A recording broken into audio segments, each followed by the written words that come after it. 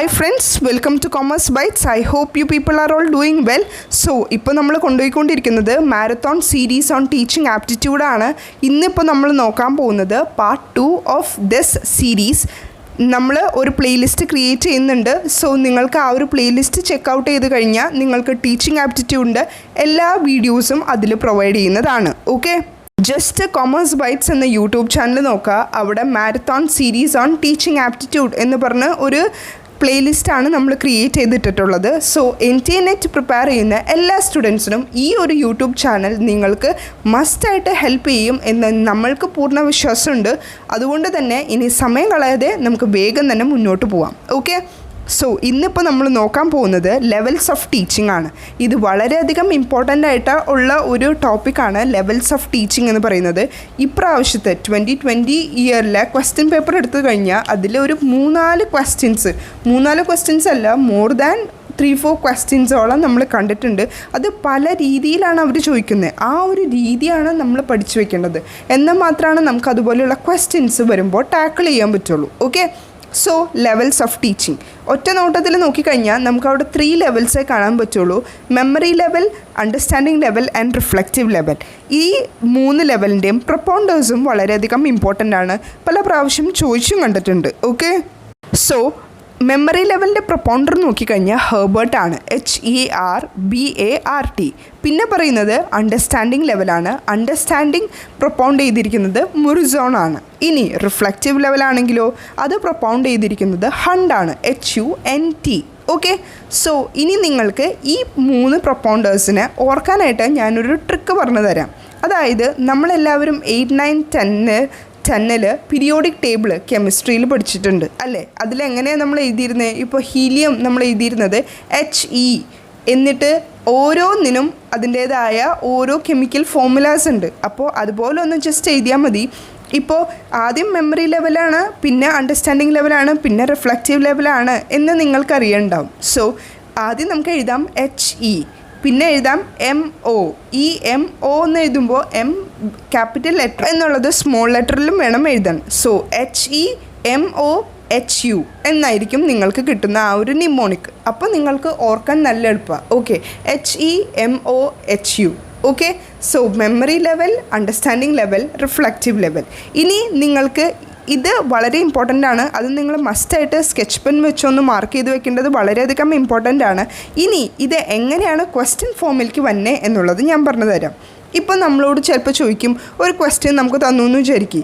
എന്നിട്ട് അവർ നമ്മളോട് ചോദിക്കും, ഈ പറഞ്ഞ സ്റ്റേറ്റ്മെൻറ്റ് ഇപ്പോൾ തന്നിരിക്കുന്ന ക്വസ്റ്റ്യൻ ഏത് ടൈപ്പ് ഓഫ് ലെവലാണ് എന്ന് അവർ ചോദിക്കാൻ ചാൻസ് ഉണ്ട്. സോ ഇത് നമുക്ക് ഏത് ലെവലാണ് എന്ന് കണ്ടുപിടിക്കാനായിട്ട് നമുക്ക് എന്താണ് വേണ്ടത്? ചേസ് ഫോർ കീവേഡിന് നമ്മൾ സെർച്ച് ചെയ്യണം അല്ലേ? സോ ആദ്യം നമുക്ക് മെമ്മറി ലെവലിലെ കീവേഡ്സ് എന്തെല്ലാമാണെന്ന് നമുക്ക് നോക്കാം. ഓക്കെ, മെമ്മറി ലെവലിൻ്റെ കീവേഡ് എന്ന് പറയുമ്പോൾ അവിടെ റീറ്റെയിൻ ഉണ്ടാവും, റിറ്റൻഷൻ ഉണ്ടാവും, ഇൻഫോർമേഷൻ ഉണ്ടാവും, ആക്റ്റീവ് പാർട്ടിസിപ്പേഷൻ ഉണ്ടാവും. ഓക്കെ, നമ്മളുടെ മൈൻഡിൽ ഓൾറെഡി ഉള്ളത് അതായിരിക്കും അവിടെ കൂടുതൽ ഇമ്പോർട്ടൻസ് കൊടുക്കുന്നത്. റീറ്റെയിൻ ചെയ്യുന്ന ഏതെങ്കിലും ഒരു കീ പോയിൻ്റ് ഉണ്ടെങ്കിൽ അത് മെമ്മറി ലെവലിലും ബേസ് ചെയ്തിട്ടുള്ളതായിരിക്കും. അല്ലെങ്കിൽ റിറ്റൻഷൻ, ഈ റീറ്റെയിൻ്റെ സെയിം മീനിങ് തന്നെയാണ് റിറ്റൻഷനുള്ളത്.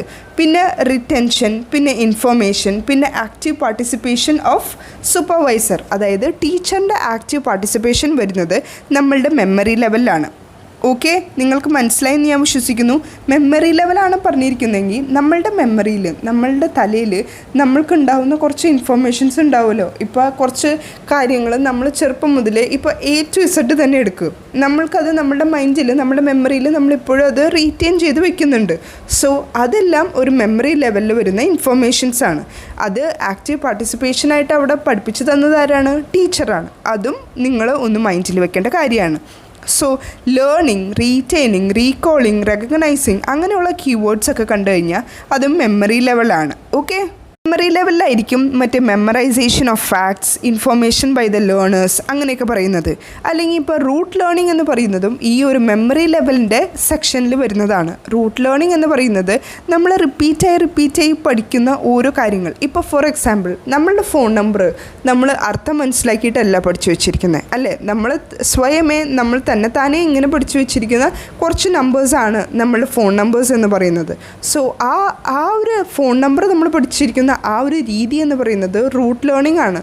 നമ്മൾ പിന്നെയും പറഞ്ഞ് അത് റീറ്റെയിൻ ചെയ്ത് മെമ്മറൈസ് ചെയ്ത് വയ്ക്കുന്ന ആ ഒരു ടെക്നിക്കാണ് റൂട്ട് ലേണിംഗ് എന്ന് പറയുന്നത്.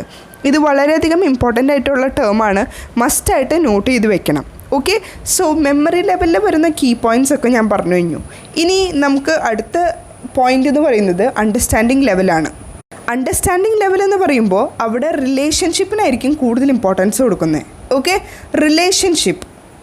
സോ നമുക്ക് വേണമെങ്കിൽ പറയാൻ പറ്റും ഈ മെമ്മറി ലെവലിൻ്റെ ഒരു എക്സ്റ്റൻഷൻ ഫോമാണ് അണ്ടർസ്റ്റാൻഡിങ് ലെവൽ എന്നുള്ളത്.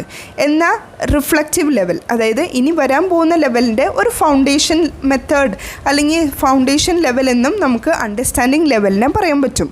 ഓക്കെ, മെമ്മറി ലെവൽ എപ്പോഴും ഫോക്കസ് ചെയ്യുന്നത് റൂട്ട് മെമ്മറൈസേഷനാണ്. കാരണം നമ്മൾക്ക് ഉള്ള കുറച്ച് കാര്യങ്ങൾ നമ്മളിങ്ങനെ മൈൻഡിൽ റീറ്റെയിൻ ചെയ്ത് വെക്കുന്നു എന്നാണ്. പക്ഷേ ഈ അണ്ടർസ്റ്റാൻഡിങ് ലെവലിൻ്റെ ഏറ്റവും വലിയ പ്രത്യേകത എന്താണെന്ന് വെച്ച് കഴിഞ്ഞാൽ അവരിങ്ങനെ കണക്ട് ചെയ്തായിരിക്കും പഠിക്കുന്നത്, റിലേറ്റ് ചെയ്ത് വെച്ചായിരിക്കും പഠിക്കുന്നത്. സോ റിലേറ്റ് എന്നുള്ള വേർഡ് അണ്ടർസ്റ്റാൻഡ് ചെയ്ത് പഠിക്കുന്നു, അല്ലെങ്കിൽ റിലേഷൻഷിപ്പ് എന്നൊക്കെയുള്ള കീവേഡ്സ് വളരെയധികം സ്യൂട്ട് ആവുന്നത് ഈ ഒരു അണ്ടർസ്റ്റാൻഡിങ് ലെവലിനാണ്. മനസ്സിലായോ? ഈ ഒരു അണ്ടർസ്റ്റാൻഡിങ് ലെവലിൽ ടീച്ചേഴ്സിനും അതുപോലെ തന്നെ ലേണേഴ്സിനും play an active role in the development of intellectual behaviour in learners. Teachers ആണെങ്കിലും ലേണേഴ്സ് ആണെങ്കിലും ഒരു ആക്റ്റീവ് റോളായിരിക്കും ഈ ഒരു അണ്ടർസ്റ്റാൻഡിങ് ലെവൽ. കാരണം രണ്ട് കൂട്ടരും ഈക്വലായിട്ട് പാർട്ടിസിപ്പേറ്റ് ചെയ്യുന്ന ഒരു ലെവലാണ് അണ്ടർസ്റ്റാൻഡിങ് ലെവൽ എന്ന് പറയുന്നത്. സോ നിങ്ങൾക്ക് ഈ ഒരു അണ്ടർസ്റ്റാൻഡിങ് ലെവലിൽ ആവശ്യമുള്ള എല്ലാ കീ പോയിൻറ്റ്സും ഞാൻ നിങ്ങൾക്ക് പറഞ്ഞു തന്നു എന്നാണ് എൻ്റെ ഒരു വിശ്വാസം. നിങ്ങൾ ഈ ഒരു കീ പോയിൻറ്റ്സ് വെച്ചിട്ട് ക്വസ്റ്റ്യൻസ് ഒന്ന് അറ്റൻഡ് ചെയ്യാൻ ട്രൈ ചെയ്ത് നോക്കിക്കഴിഞ്ഞു. ഞാൻ നിങ്ങൾക്ക് ഉറപ്പ് തരാം, നിങ്ങൾക്ക് എന്തായാലും ഈച്ച് ആൻഡ് എവറി ക്വസ്റ്റ്യൻ ഞാൻ പറയുന്ന രീതിയിലും മുന്നോട്ട് കൊണ്ടുപോയി കഴിഞ്ഞാൽ നിങ്ങൾക്ക് സുഖമായി തന്നെ ഒരു ക്വസ്റ്റ്യൻ വർക്കൗട്ട് ചെയ്യാൻ പറ്റും. നിങ്ങൾ തന്നെ ട്രൈ ചെയ്ത് നോക്കിക്കോ. ഇഫ് യു ആർ അത്ര സിൻസിയർ ആണ്, അത്ര ഡെഡിക്കേറ്റഡ് ആയിട്ടുള്ള സ്റ്റുഡൻസ് ആണെങ്കിൽ നിങ്ങൾക്ക് ഷുവറായിട്ടും ഞാൻ ഈ പറഞ്ഞു തരുന്ന കാര്യങ്ങൾ മനസ്സിലായിട്ടുണ്ടെങ്കിൽ നിങ്ങൾക്ക് ഈ ഒരു സെക്ഷനിൽ നിന്ന് വന്ന ഒരു ക്വസ്റ്റ്യൻ സുഖമായി തന്നെ അറ്റൻഡ് ചെയ്യാൻ പറ്റും.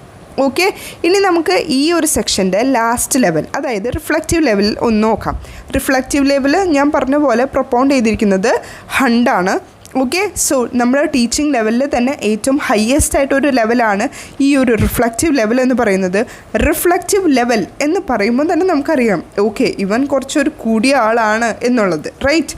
സോ ഇവിടെ വരുന്ന കൂടുതൽ ഇമ്പോർട്ടൻ്റ് ആയിട്ടുള്ളൊരു പോയിൻ്റ് എന്ന് പറയുന്നത് റിയൽ ലൈഫ് പ്രോബ്ലത്തിന് സോൾവ് ചെയ്യും, റിയൽ ലൈഫ് പ്രോബ്ലത്തിന് ഹാൻഡിൽ ചെയ്യുന്നതാണ് റിഫ്ലക്റ്റീവ് ലെവൽ എന്ന് പറയുന്നത്. റിഫ്ലക്റ്റീവ് ലെവൽ നിങ്ങൾ ആ ഒരു ടേം തന്നെ കേട്ടിട്ട് നിങ്ങൾക്ക് എന്താ മനസ്സിലാവുന്നത്? അതായത് നമ്മൾ പഠിച്ച കാര്യങ്ങൾ നമ്മൾ റിഫ്ലക്റ്റ് ചെയ്യുന്നു. ഓക്കെ, പഠിച്ച കാര്യങ്ങൾ നമ്മൾ റീപ്രൊഡ്യൂസ് ചെയ്യുന്നു. ഇതെല്ലാം റിഫ്ലക്റ്റീവിൻ്റെ ആ ഒരു കാറ്റഗറിയിലേക്ക് പെടുത്താൻ പറ്റുന്നതാണ്, അല്ലേ? പിന്നെ അതിൽ വരുന്ന കുറച്ച് കീ പോയിൻറ്റ്സ് നിങ്ങൾ നോട്ട് ചെയ്ത് വെച്ചോളൂ. ഇൻസൈറ്റ്സ്, അതായത് ഉൾക്കാഴ്ച എന്നൊക്കെ പറയില്ലേ, insights, solve problem, analysis, synthesis, അങ്ങനെയുള്ള കുറച്ച് ഇമ്പോർട്ടൻ്റ് ആയിട്ടുള്ള പോയിൻറ്റ്സ് നിങ്ങൾ എന്തായാലും നോട്ട് ഡൗൺ ചെയ്ത് വെക്കണം. ഇനി വേറൊരു ഇമ്പോർട്ടൻ്റ് ആയിട്ടുള്ള പോയിൻ്റ് ഇതിൽ വരുന്നത് sharing and caring by teachers and student. Sharing and caring എന്ന ഈ ഒരു ക്വസ്റ്റ്യൻ ഇത് വന്നിരിക്കുന്ന ഒരു ക്വസ്റ്റ്യൻ ആട്ടോ. Which type of level deals with the sharing and caring by the teachers and student? ടീച്ചേഴ്സും സ്റ്റുഡൻസും ഷെയറിങ്ങും ചെയ്യും അതുപോലെ തന്നെ കെയറിങ്ങും ചെയ്യുന്ന ഒരു ലെവൽ ഏതാണെന്ന് ചോദിച്ചു കഴിഞ്ഞാൽ നിങ്ങൾക്ക് പറയാൻ പറ്റണം അത് റിഫ്ലക്റ്റീവ് ലെവലാണ് എന്നുള്ളത്. അതങ്ങനെ നിങ്ങളുടെ ബ്രെയിനിനെ പാകപ്പെടുത്തിയെടുക്കണം. അവിടെയാണ് നിങ്ങളുടെ ഏറ്റവും വലിയ ടാസ്ക് കിടക്കുന്നത്. ഓക്കെ, സോ നമ്മൾ പറഞ്ഞ പോലെ ഈ റിഫ്ലക്റ്റീവ് ലെവലിൽ വരുന്ന പോയിൻ്റാണ് ഇപ്പോൾ പ്രോബ്ലം സോൾവിങ്. നിങ്ങൾക്കത് വായിക്കുമ്പോൾ തന്നെ മനസ്സിലാവും. കാരണം മെമ്മറി ലെവൽ എന്നുള്ളത് നമ്മളുടെ മെമ്മറിയിൽ നമ്മൾ റീറ്റെയിൻ ചെയ്യുന്ന കാര്യങ്ങൾ. അണ്ടർസ്റ്റാൻഡിങ് ലെവൽ എന്ന് പറയുമ്പോൾ നമ്മൾ മനസ്സിലാക്കിയെടുക്കുന്നത്, നമ്മൾ എന്തെങ്കിലും വെച്ച് നമ്മൾ കണക്ട് ചെയ്ത് മനസ്സിലാക്കി വെക്കുന്നത്. റിഫ്ലക്റ്റീവ് ലെവലാണ് നമുക്ക് തിരിച്ച് റെസ്പോൺസ്, അതിൻ്റെ ആ ഒരു റിസൾട്ട് നമുക്ക് കിട്ടുന്നത്. അതുകൊണ്ട് തന്നെ ഒരു പ്രോബ്ലം നമ്മളുടെ റിയൽ ലൈഫിൽ വന്നു കഴിഞ്ഞാൽ അത് സോൾവ് ചെയ്യുന്നത് ഏത് ലെവലിലായിരിക്കും? Reflective level. ഓക്കെ, ഈ ഒരു റിഫ്ലക്റ്റീവ് ലെവലിലായിരിക്കും ക്രിയേറ്റീവ് സ്കിൽസ് ഡെവലപ്പ് ചെയ്യാൻ പറ്റുന്നത്. കാരണം റിഫ്ലക്റ്റാണ് ചെയ്യുന്നത്. നമ്മൾക്ക് കുറച്ച് ഇൻഫോർമേഷൻസും നമ്മൾ കുറേ കാര്യങ്ങളും നമ്മൾ പഠിച്ചിട്ടുണ്ട്. ഇനി അത് നല്ല രീതിയിൽ നമ്മൾ ആ ഒരു റിഫ്ലക്റ്റീവ് ഫോമിലേക്ക് എത്തിക്കുന്നത്, ആ ഒരു ക്രിയേറ്റീവ് മെത്തേഡിലേക്ക് നമ്മൾ എത്തിക്കുന്നത് ഈ ഒരു റിഫ്ലക്റ്റീവ് ലെവലായിരിക്കും. ഓക്കെ, ഞാൻ ഓൾമോസ്റ്റ് എല്ലാ പോയിൻറ്റ്സും ഇതിൻ്റെ കവർ ചെയ്തിട്ടുണ്ട് എന്നുള്ള ഒരു വിശ്വാസം എനിക്കുണ്ട്. ഓക്കെ. ആൻഡ് ഈ ടെക്നിക്ക് നമുക്കറിയാം ഇത് ഒരു സ്റ്റുഡൻറ്റ് സെൻറ്റേർഡ് അപ്രോച്ചാണ്. മെമ്മറി ലെവലിൽ കൂടുതൽ ആക്റ്റീവ് പാർട്ടിസിപ്പേഷൻ ആരാണ്? ടീച്ചേഴ്സാണ്. കാരണം ടീച്ചേഴ്സ് നമ്മുടെ മൈൻഡിലേക്ക് ഓരോ കാര്യങ്ങൾ ഇങ്ങനെ മെമ്മറൈസ് ചെയ്യിപ്പിച്ച് തരുവാണ്. ഞാനിപ്പോൾ നിങ്ങൾക്ക് പറഞ്ഞു തരുന്ന ഈ ഒരു ലെവൽ എന്ന് പറയുന്നത് മെമ്മറി ലെവലാണ്. ഇനി നിങ്ങൾ പഠിക്കാനിരിക്കുമ്പോൾ ഉള്ള ഒരു ലെവലില്ലേ, അത് അണ്ടർസ്റ്റാൻഡിങ് ലെവലാണ്. നിങ്ങൾ എന്തെങ്കിലും വെച്ച് കണക്ട് ചെയ്ത് പഠിക്കുന്നു. ഇനി റിഫ്ലക്റ്റീവ് ലെവൽ എന്ന് പറയുമ്പോൾ നിങ്ങൾ ക്വസ്റ്റ്യൻ പേപ്പർ കാണുമ്പോൾ നിങ്ങളുടെ മൈൻഡിലേക്ക് വരും, ഓക്കെ മാം പറഞ്ഞത് എന്താണ്, ചേസ് ഫോർ കീവേഡ്. അപ്പോൾ ഞാൻ കീവേഡിന് വേണ്ടി ചേസ് ചെയ്യണം. നിങ്ങളിപ്പോൾ അവിടെ ഒരു കീവേഡ് കണ്ടിരിക്കുകയാണ്, solving the real life problem എന്നുള്ള ഒരു കീവേഡ് കാണുമ്പോൾ നിങ്ങൾ ഓക്കെ മാം പറഞ്ഞിരിക്കുന്നത് solving the real life problem എന്ന് പറയുന്നത് ഒരു റിഫ്ലക്റ്റീവ് ലെവൽ കാറ്റഗറിയിലേക്ക് പെടുമെന്നാണ്. So I am going to lock reflective level. അവിടെയാണ് നിങ്ങളുടെ ടാസ്ക്. ഓക്കെ, സോ നിങ്ങൾക്ക് ടൈപ്സ് ഓഫ് അല്ലെങ്കിൽ ലെവൽസ് ഓഫ് ടീച്ചിങ് നിങ്ങൾക്ക് പൂർണ്ണമായും മനസ്സിലായി എന്ന് ഉറച്ച വിശ്വാസത്തോടു കൂടി തന്നെ ഞാൻ നെക്സ്റ്റ് പോയിന്റിലേക്ക് കയറുന്നു. നേരത്തെ നമ്മൾ ഒരു എഫക്റ്റീവ് ടീച്ചർ അല്ലെങ്കിൽ എഫക്റ്റീവ് ടീച്ചിങ് ഒക്കെ നോക്കിയില്ലേ, അതുപോലെ തന്നെ സിമിലർ ആയിട്ടൊരു പോയിൻ്റാണ് എബിലിറ്റി ഓഫ് എ ടീച്ചർ. ഒരു ടീച്ചറിൻ്റെ മെയിനായിട്ടുള്ള എബിലിറ്റീസ് എന്താണ്? പഠിപ്പിക്കാൻ പോകുന്ന സബ്ജക്റ്റിനെ പറ്റി എന്തെങ്കിലും ഒരു നോളജ് വേണം അല്ലേ? Skill in analysing the learning task, എങ്ങനെ പഠിപ്പിക്കണം എന്നുള്ള ഒരു കാര്യം, എങ്ങനെ പഠിപ്പിക്കണം എന്നുള്ള ഒരു സ്കില്ല്, നമ്മൾ അനലൈസ് ചെയ്യേണ്ട ആ ഒരു രീതി, അതും ഒരു ടീച്ചറിൻ്റെ എബിലിറ്റി തന്നെയാണ്. പിന്നെ experience in handling learning task related to the situation. എന്ത് സിറ്റുവേഷൻ വന്നാലും ആ ഒരു ടാസ്ക് നമ്മൾ ഹാൻഡിൽ ചെയ്യുന്ന ആ ഒരു എക്സ്പീരിയൻസ്. സോ ഒരു ടീച്ചർക്ക് വേണ്ട ആവശ്യമുള്ള കാര്യങ്ങളെന്ന് പറയുമ്പോൾ ഒരു സബ്ജക്റ്റിനെ പറ്റിയിട്ടുള്ള ഒരു നോളജ്, അതുപോലെ ലേണിംഗ് ടാസ്ക് എങ്ങനെ നല്ല സ്കിൽഫുള്ളായിട്ട് അത് അപ്ലൈ ചെയ്യാമെന്നുള്ളത്, പിന്നെ എക്സ്പീരിയൻസും. ഇത് മൂന്നും വളരെ ഇമ്പോർട്ടൻ്റ് ആയിട്ടുള്ളൊരു പോയിൻ്റാണ്. Okay, moving to the next point which is a very very important point. ഇപ്രാവശ്യത്തെ ക്വസ്റ്റ്യൻ പേപ്പറിൽ ഞാൻ പല പ്രാവശ്യം ഈ സെയിം പോയിൻ്റ് റിപ്പീറ്റ് ചെയ്ത് പല പേപ്പറിലും ഞാൻ കണ്ടിട്ടുണ്ട്. അതുകൊണ്ട് തന്നെ നിങ്ങൾ അത്ര ഇമ്പോർട്ടൻസോടുകൂടി തന്നെ വേണം പഠിക്കാനായിട്ട്. ഓക്കെ, സോ ഇൻഡയറക്റ്റ് ഇൻസ്ട്രക്ഷനിൽ വരുന്ന 3 പോയിൻറ്റ്സ് നമുക്കൊന്ന് നോക്കാം. Emphasising direct and indirect exemplars. ഇനി next point enquiry based question answer session. മൂന്നാമത്തെ point promoting problem solving approach. ഈ ഇൻഡയറക്റ്റ് ഇൻസ്ട്രക്ഷൻ എന്ന് പറയുമ്പോൾ കുട്ടികളെ കൂടുതൽ നമ്മൾ ഇൻവോൾവ് ചെയ്തിട്ട് നടത്തുന്ന ഒരു ടൈപ്പ് ഓഫ് ടീച്ചിങ് സ്ട്രാറ്റജിയാണ് ഇൻഡയറക്റ്റ് ഇൻസ്ട്രക്ഷൻ എന്ന് പറയുന്നത്. ഡയറക്റ്റ് ഇൻസ്ട്രക്ഷൻ എന്ന് പറയുമ്പോൾ ടീച്ചർ ഡയറക്റ്റായിട്ട് ഓരോ കാര്യങ്ങൾ നമുക്ക് ആസ് എ സ്റ്റുഡൻറ്റ് നമ്മൾക്ക് പറഞ്ഞു തരുന്നു, അതാണ് ഡയറക്റ്റ് ഇൻസ്ട്രക്ഷൻ. പക്ഷേ ഇൻഡയറക്റ്റ് ഇൻസ്ട്രക്ഷൻ എന്ന് പറയുമ്പോൾ കുട്ടികളെ നമ്മൾ കൂടുതലായിട്ട് ഫോക്കസ് ചെയ്ത് കുട്ടികളെ നമ്മൾ ലിഫ്റ്റ് ചെയ്യുന്ന ആ ഒരു ടെക്നിക്ക്, ആ ഒരു ടീച്ചിങ് സ്ട്രാറ്റജിയാണ് ഇൻഡയറക്റ്റ് ഇൻസ്ട്രക്ഷൻ കൊണ്ടുപറയുന്നത്. ഓക്കെ, സോ ഫസ്റ്റ് പോയിൻ്റ് ഇവിടെ പറഞ്ഞത് emphasising direct and indirect exemplars എന്ന പോയിൻ്റ് നിങ്ങൾ ചിലപ്പോൾ കേട്ടിട്ടുണ്ടാവില്ല. ഞാനതിൻ്റെ മീനിങ് ഇപ്പോൾ പറഞ്ഞു തരാം. Exemplar is a person that others try to imitate. അതായത് ഒരു പേഴ്സണെ മറ്റൊരു പേഴ്സൺ ഇമിറ്റേറ്റ് ചെയ്യുന്ന ആ ഒരു രീതിനെയാണ് എക്സാംപ്ലർ എന്ന് പറയുന്നത്. എംഫസൈസിങ് ഡയറക്റ്റ് ഓർ ഇൻഡയറക്റ്റ് എക്സാംപ്ലേഴ്സ്, അതായത് നേരിട്ടോ അല്ലാതെയോ ഇൻഡയറക്റ്റ് ആയിട്ടോ നമ്മൾ മറ്റൊരാളെ ഇൻഫ്ലുവൻസ് ചെയ്യുന്നു അല്ലെങ്കിൽ എംഫസൈസ് ചെയ്യുന്ന ആ ഒരു രീതിനെയാണ് എക്സാംപ്ലേഴ്സ് എന്ന് പറയുന്നത്. ഓക്കെ, ഇനി നെക്സ്റ്റ് പോയിന്റ് നിങ്ങൾ നോട്ട് ചെയ്യേണ്ടത് enquiry based question answer session. അതായത് എൻക്വയറി ബേസ്ഡ് കുട്ടികൾ ക്വസ്റ്റ്യൻ ആൻസേഴ്സ് ചോദിക്കുന്ന ആ ഒരു സെഷനെയാണ് enquiry based question answer session എന്ന് പറഞ്ഞത്. ഇനി next point promoting problem solving approach. അതായത് കുട്ടികൾക്ക് നമ്മളൊരു പ്രോബ്ലം നമ്മൾ കൊടുത്തിട്ട് കുട്ടികളോട് ആ ഒരു പ്രോബ്ലം സോൾവ് ചെയ്യാൻ നമ്മൾ പറയുന്ന ആ ഒരു അപ്രോച്ചാണ് ടീച്ചിങ് സ്ട്രാറ്റജീസിൻ്റെ മറ്റൊരു ഇൻഡയറക്റ്റ് ഇൻസ്ട്രക്ഷൻ്റെ ഒരു എക്സാമ്പിളായിട്ട് വരുന്നത്. സോ 3 പോയിൻ്റാണ് പറഞ്ഞത്. അതല്ലാതെയും വേറെ പോയിൻറ്റ്സ് ഇഷ്ടം പോലെയുണ്ട്. അത് ഞാൻ വരും ക്ലാസ്സിൽ നിങ്ങൾക്ക് സ്പെസിഫൈ ചെയ്ത് തരുന്നതാണ്. സോ ഇവിടെ നമുക്ക് നോക്കേണ്ടത് എംഫസൈസിങ് ഡയറക്റ്റ് ആൻഡ് ഇൻഡയറക്റ്റ് എക്സാംപ്ലേഴ്സ്, പിന്നെ enquiry based question answer session. എപ്പോഴും നിങ്ങൾ ഒരു കാര്യം ആലോചിക്കുക, ഇൻഡയറക്റ്റ് ഇൻസ്ട്രക്ഷൻ അല്ലെങ്കിൽ ഇപ്പോൾ നിങ്ങൾക്കറിയാം ഡയറക്റ്റ് ഇൻസ്ട്രക്ഷൻ എന്ന് പറയുന്നത് ടീച്ചർ സ്റ്റുഡൻസിനോട് പറയുന്നതാണെന്ന്. സോ നിങ്ങൾക്ക് അപ്പോൾ തന്നെ ഉറപ്പിക്കാം ഇൻഡയറക്റ്റ് ഇൻസ്ട്രക്ഷൻ എന്ന് പറയുമ്പോൾ കുട്ടികളുടെ ഇൻവോൾവ്മെൻറ്റ് കൂടുതൽ കാണിക്കുന്ന ഒരു ടൈപ്പ് ഓഫ് ഇൻസ്ട്രക്ഷനാണ് എന്നുള്ളത് നിങ്ങൾക്ക് മനസ്സിലായി അല്ലേ? സോ നിങ്ങളപ്പോൾ ക്വസ്റ്റ്യൻ എങ്ങനെയാണ് തന്നിരിക്കുന്നത്, find out the teaching strategies during the indirect instruction എന്ന് പറയുമ്പോൾ നിങ്ങളുടെ കീ പോയിൻറ്റ്സ് സെർച്ച് ചെയ്യുമ്പോൾ നിങ്ങളുടെ മൈൻഡിൽ വെക്കേണ്ട ഒരു കോൺസെപ്റ്റ് എന്താണെന്നറിയോ, കുട്ടികൾ കൂടുതലും ഹൈലൈറ്റ് ചെയ്തിട്ടുള്ള പോയിൻറ്റ്സാണ് നിങ്ങൾ നോക്കി വെക്കേണ്ടത്. ഇപ്പോൾ ഇതിൽ പറഞ്ഞിട്ടുണ്ട് ഡയറക്റ്റ് ആൻഡ് ഇൻഡയറക്റ്റ് എക്സാമ്പിൾസ്, അത് കുട്ടികൾക്കാണ് കൂടുതലായിട്ട് വേണ്ടത്. സോ ആ ഒരു പോയിൻ്റ് ഇൻക്ലൂഡ് ചെയ്യാൻ പറ്റും. പിന്നെ enquiry based question answer session, കുട്ടികൾക്കാണ് നമ്മൾ ക്വസ്റ്റ്യൻ ആൻസർ സെഷൻ പ്രൊവൈഡ് ചെയ്യുന്നത്, അല്ലാതെ ടീച്ചേഴ്സ് തമ്മിലല്ലല്ലോ. സോ ആ ഒരു പോയിൻ്റ് നമുക്ക് ഇൻക്ലൂഡ് ചെയ്യാൻ പറ്റും. പിന്നെ പറഞ്ഞ ഒരു പോയിൻ്റാണ് പ്രൊമോട്ടിംഗ് പ്രോബ്ലം സോൾവിങ് അപ്രോച്ച്. കുട്ടികൾക്കാണ് ടീച്ചേഴ്സ് ഒരു പ്രോബ്ലം ഇട്ടുകൊടുത്ത് അതിൻ്റെ ആ ഒരു പ്രോബ്ലം സോൾവിങ് അപ്രോച്ച് കണ്ടക്ട് ചെയ്യുന്നത്. ഓക്കെ, നെക്സ്റ്റ് പോയിൻ്റ് നമ്മൾ നോക്കാൻ പോകുന്നത് teacher competency belong to domain of എന്നാണ് ചോദിച്ചിട്ടുള്ളത്. ഓഫ് പേഴ്സണാലിറ്റി ആൻഡ് ആറ്റിറ്റ്യൂഡാണ്. ഒരു ടീച്ചറിനെ സംബന്ധിച്ചിടത്തോളം ടീച്ചറിൻ്റെ കോമ്പറ്റൻസിയിൽ വരുന്ന പേഴ്സണാലിറ്റി എന്താണെന്നാണ് ചോദിച്ചിട്ടുള്ളത്. സോ ഇത് ഞാൻ ലാസ്റ്റ് വീഡിയോയിൽ നിങ്ങൾക്ക് മെൻഷൻ ചെയ്തിട്ടുള്ളതാണ്. Locus of control and self efficacy. ഞാൻ നിങ്ങളോട് അന്നേരം പറഞ്ഞിട്ടുണ്ടായിരുന്നു ലോക്കസ് ഓഫ് കൺട്രോളും അതുപോലെ തന്നെ സെൽഫ് എഫിക്കസി എവിടെ കണ്ടാലും, അതായത് ടീച്ചറിൻ്റെ കോമ്പറ്റൻസിയിൽ കണ്ട ഉറപ്പിച്ചോ ആ 2 ഓപ്ഷൻസ് മസ്റ്റായിട്ട് ഉണ്ടാവും എന്ന് ഞാൻ നിങ്ങളോട് അന്നേരം പറഞ്ഞിട്ടുണ്ടായിരുന്നു. So here is your proof. പറഞ്ഞ പോലെ തന്നെ ആ ഒരു പോയിൻറ്റും വന്നിട്ടുണ്ട്, നമ്മളിപ്പോൾ ഡിസ്കസും ചെയ്തു. Okay, so moving to the next one, helping behaviour for becoming an effective teacher. നമ്മളിപ്പോൾ തൊട്ട് മുന്നത്തെ വീഡിയോയിൽ നമ്മൾ കീ ബിഹേവിയേഴ്സിനെ പറ്റി പറഞ്ഞു അല്ലേ, കീ ബിഹേവിയേഴ്സ് എന്ന്.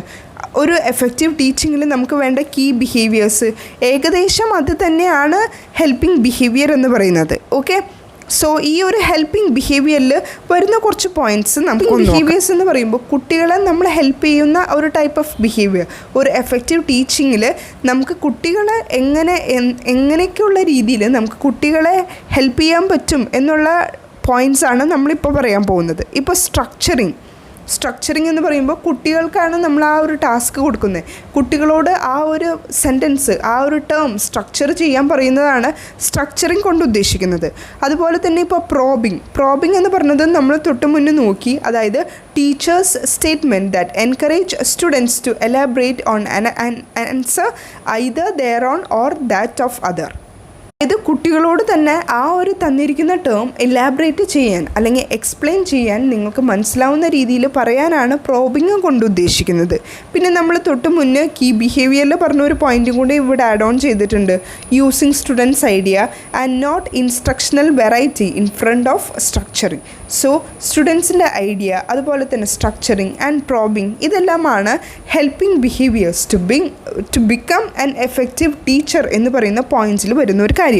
ഓക്കെ, പിന്നെ എനിക്ക് നിങ്ങളോട് പറയാനുള്ള ഒരു സീക്രട്ട് ടിപ്പ്, നിങ്ങൾ സ്കെച്ച് പെൻ കൊണ്ട് മാർക്ക് ചെയ്യേണ്ട ഒരു സീക്രട്ട് ടിപ്പ് എന്ന് പറയുന്നത് ബെസ്റ്റ് ആൻസർ. ഇപ്പോൾ നമുക്ക് തന്നിരിക്കുന്ന 4 ആൻസറും കറക്റ്റ് ആയിരിക്കും, പക്ഷേ നമ്മളിപ്പോൾ PG കഴിഞ്ഞവരാണ്, ഇല്ലെങ്കിൽ മാസ്റ്റേഴ്സ് കഴിഞ്ഞവരാണ് ഇപ്പോൾ എന്നെ കേട്ടുകൊണ്ടിരിക്കുന്ന സ്റ്റുഡൻസ്.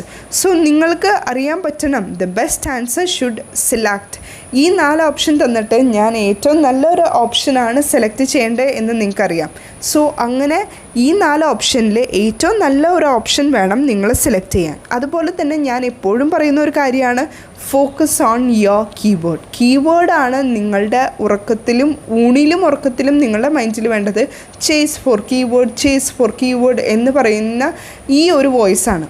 അപ്പോൾ നിങ്ങൾ ഓട്ടോമാറ്റിക്കലി എന്തൊരു ക്വസ്റ്റ്യൻ കണ്ടാലും നിങ്ങൾ കീവേഡ്സിന് വേണ്ടി പരിധി കഴിയുമ്പോൾ നിങ്ങൾക്ക് ആ ഒരു കീവേഡ് കിട്ടും. അപ്പോൾ തന്നെ നിങ്ങൾക്ക് ആ ഒരു ആൻസർ ലോക്ക് ചെയ്യാനും പറ്റും. Okay, so with this note we are concluding right now. Let's see in the next video. Till then, work hard and study well. That's it. Thank you.